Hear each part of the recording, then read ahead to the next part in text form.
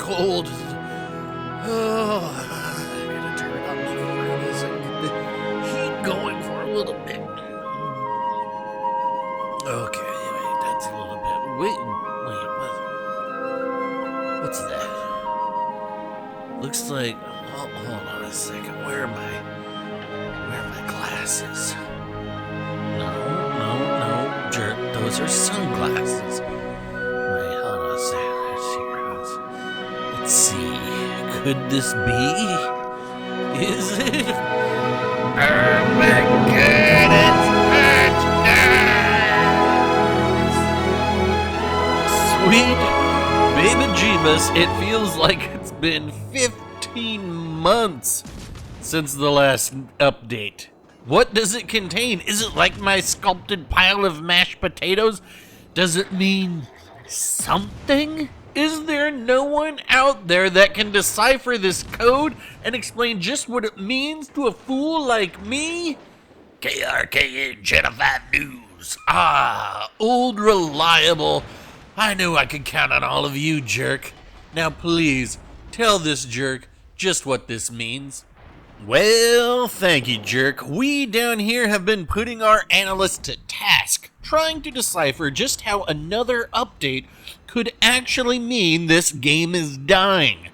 But insofar, our investigations into new content are coming up a little dry as to how that means that the end is nigh. But hey, we just report. You can decipher what all this really means. So let's get into what is coming over the course of these next 5 weeks. But first, what's not coming? To the surprise of no one, our beloved training rooms are either not here or are written on these patch notes in invisible ink. And while I have a little insight into this area that I cannot share, what I can share is they are coming.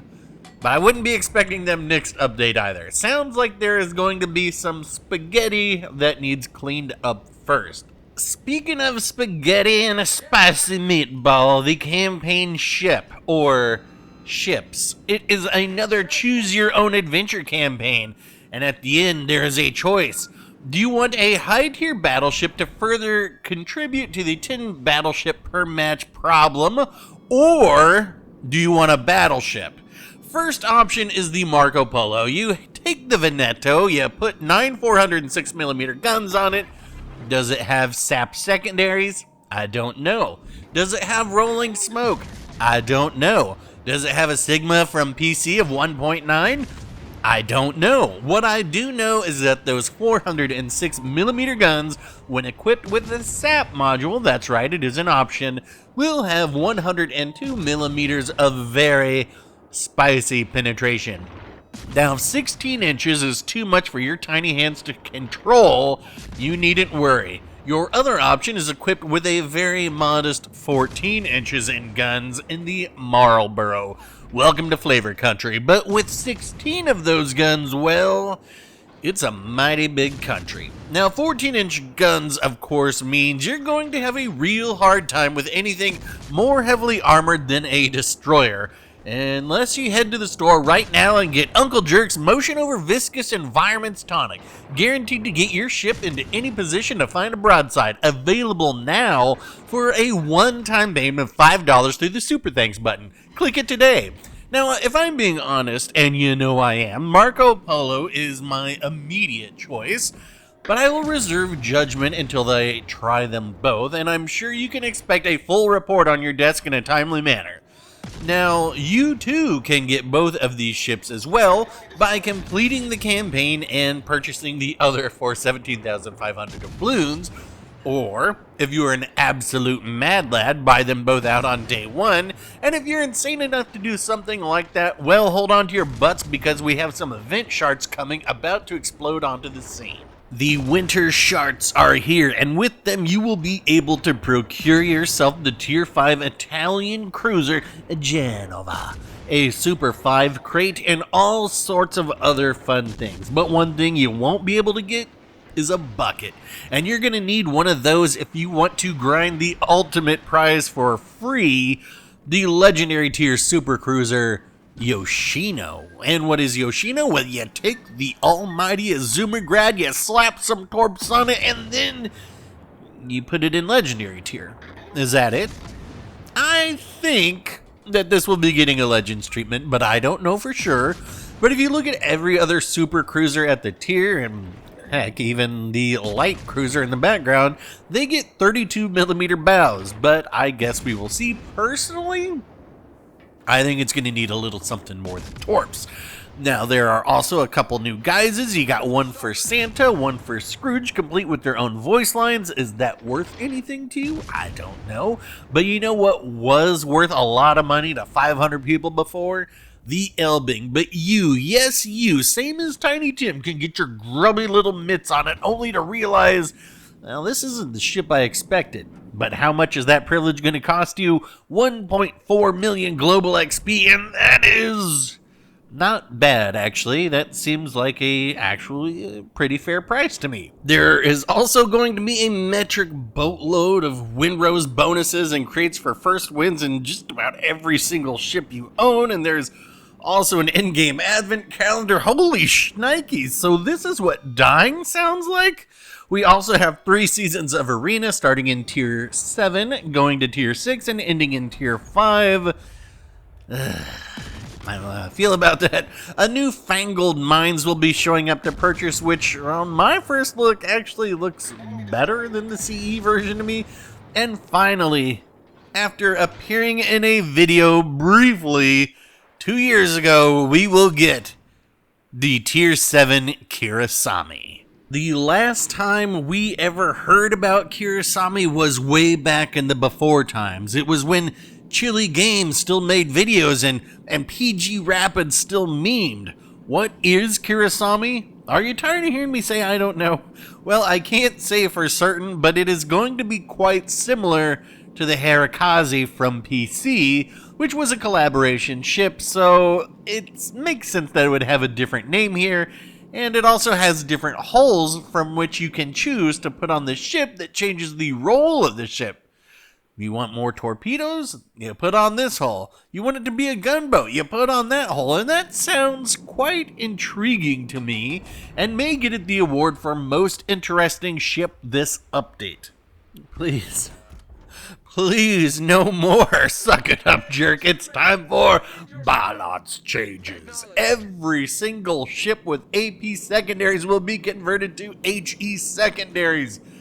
Generally speaking, this is a good thing, but I know this audience, so I know you need something to be outraged over, so I will give you something. There was really only one ship whose AP secondaries were worth a dang, and that was the double-fisted one themselves, the Nassau. So make peace with the fact that you won't be hitting the Citadel on cruisers with that AP anymore. But how about this as a consolation prize? 60 frames per second at 4K, but only if you're on an Xbox. PlayStation plebs like me, well, we're going to have to wait a little longer. And that is the patch. I'm sorry. My producer has just walked in with another piece of paper from the Ministry of Balance. Oh, good God, what now? Carrier changes. You know, I do know my audience, and I think I can just summarize this rather than go into much detail. A couple low-tier carriers are getting buffed, a couple mid-tier carriers are getting nerfed, a couple more are getting buffed, many of the tier 7s are getting nerfed, and Kaga is getting buffed. And that is the patch notes. So what are we all still doing here? What we are doing here is because you are about to see me earn my 24th Solo Warrior. If you were not paying very close attention to the game that's been happening in the background, I don't blame you. Up to this point, not a lot has really happened. We held the B cap while everything got sorted. I went this way while a friendly Colbert went that way, but now, thanks to using Uncle Jerk's motion over viscous environments tonic, we have got ourselves into one of them new fangled crossfires you hear all the city folk always talking about. And because the Des Moines has to choose one ship to go broadside to, they chose to go broadside to me, and I'm going to be able to get a few Citadels right there, and then switch over to HE and proceed to remove them. And I will be saying that there was a lot of thought going on at this point. We have a lot of math to do. We have a pretty good idea of where their destroyers are, but what I really need to do is sink that ship, which is getting us a little bit closer on points. I know I need to sink the Alaska, and the thing to be able to do that would be for this Alaska to, rather than just get away from me and save themselves, instead charge in at me, because all people know how to do in this game is bow tank. And so I will casually reverse and proceed to start burning them down. But what I'm looking at here is the points, right? We're stuck at 405, and the red team is at 426. They have triple caps, so to speak, though I have stopped them from getting points on this one. However, with 4 minutes left, that would mean that they could earn a potential, what is it, like 320 points?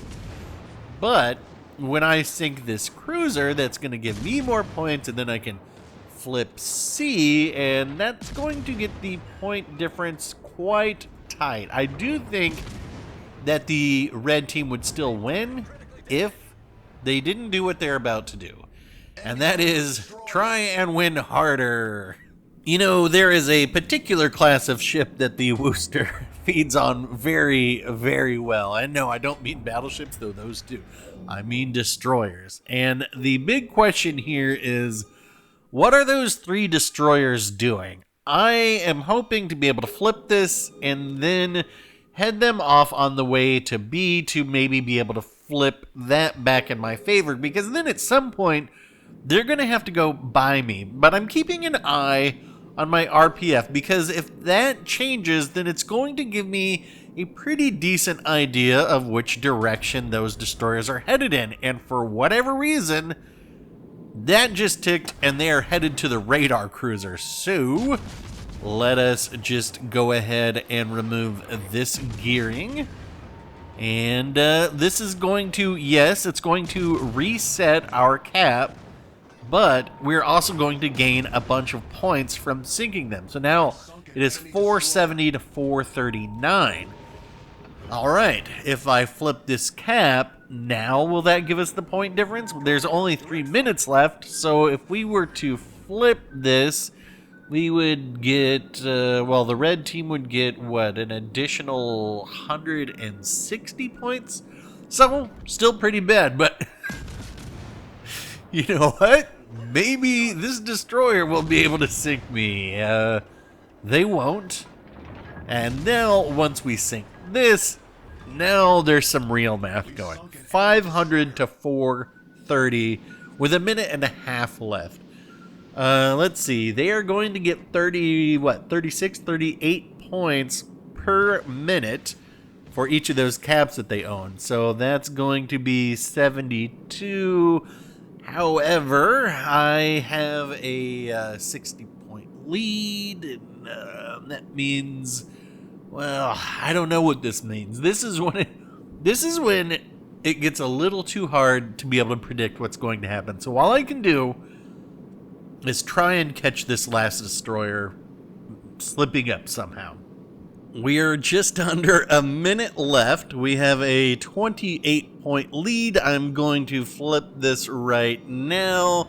22-point lead, but now we're accruing points as well. So I'm going to try and head to B, because if I can get on there for even a second, that could make a huge difference. The question is going to be, can I make it there in time? And I think I can say that this is the tightest match I personally have ever been a part of, at least in the sense from a solo warrior standpoint. If we just watch what the points are doing right now, it does not look good for our hero. 524 to 520. We're going to see a tick. 527 to 520, 527 to 526. I'm hitting the radar just in case I can find them. But I don't know if you saw what happened right there. We got one more tick. And with that, our 24th Solo Warrior. Wow, what a game. 3,613 base XP for a very good game. My team doing excellent work there. The red team doing excellent work as well. Alright, that's going to wrap it up for this one. Let me know what you think about these patch notes down below. If you want to see more videos like this in the future, think about hitting subscribe. Thanks for watching, folks. I will get back out there, and we will talk then.